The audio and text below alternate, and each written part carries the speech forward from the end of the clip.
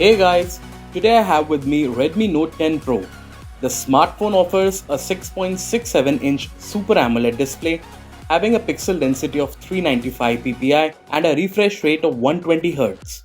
Redmi Note 10 Pro has a bezel-less punch-hole display with Corning Gorilla Glass V5 protection.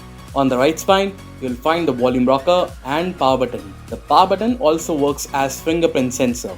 On the other side, the phone has a SIM tray. On top, there is a secondary microphone, IR blaster, speaker grill and a 3.5mm jack.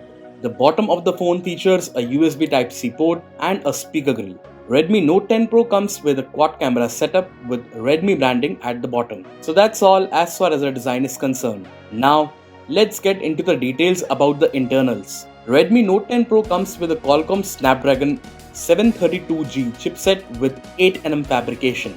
For multitasking, you will get 6GB of RAM and the internal capacity of the smartphone is 64GB, which can be further expanded up to 512GB.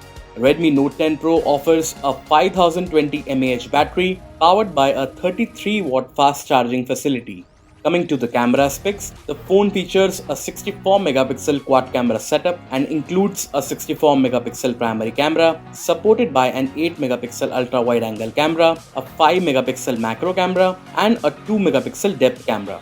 Also, the phone offers a 16-megapixel front camera. The software version of Redmi Note 10 Pro is Android 11 with MIUI. So guys, that's it for Redmi Note 10 Pro. Thank you so much for watching this video.